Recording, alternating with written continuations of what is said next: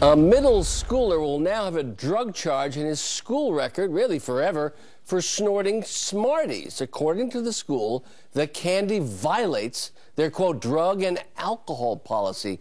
But is this fair? Is this legal? Here to debate is attorney Lisa Giovinazzo and attorney Eric Guster. Good morning to both of you. Good morning. Let's look at what the policy is at that school. They say dangerous controlled substances prohibited by law, alcoholic beverages, hallucinogenic substances, inhalants.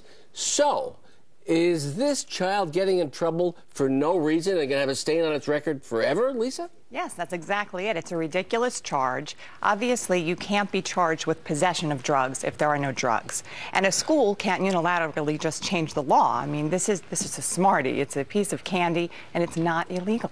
Eric, if the allegation is true, the notion of a 13-year-old child simulating drug use by inhaling some substance up his nose, is that good? Is that bad? Is that like drugs? Well, what should the school be doing here? Well, inhalants is a category of drugs. The school needs to address it because children do a lot of things such as inhale nail polish, deodorant, aerosols to get high, which they're not drugs that you can go down to your local drugstore and buy or your local Walmart and buy, and these things get them high, which can kill a kid, which I had a case where a young man was killed, well, a kid who was 10 years old, inhaling some lighter fluid, and he died from brain trauma.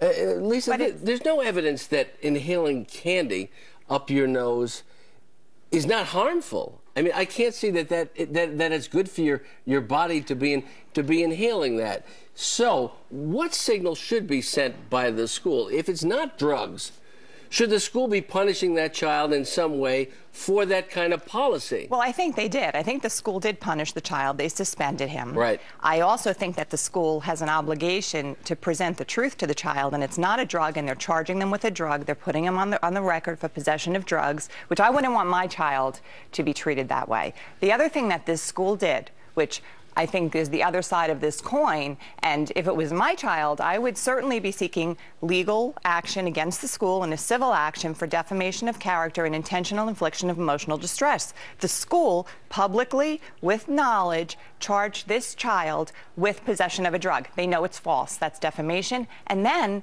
they took the report that was published and showed the whole class the report. I understand that as a parent, but the question is, Eric, are we going crazy in terms of lawsuits in this country? We're going to stop bringing lawsuits now based on this? Is that right or wrong? To save a child's record, that could be right. Okay. However, we have to look at the inhalants issue. Nail polish is not illegal, deodorant is not illegal, and children are using it to get high, and that's what the drug policy says. I'm it's an inhalant. Leave it there. It's not a drug charge. Smart debate on a Sunday morning. Thank you both. Lisa Giovinazzo and Eric Guster.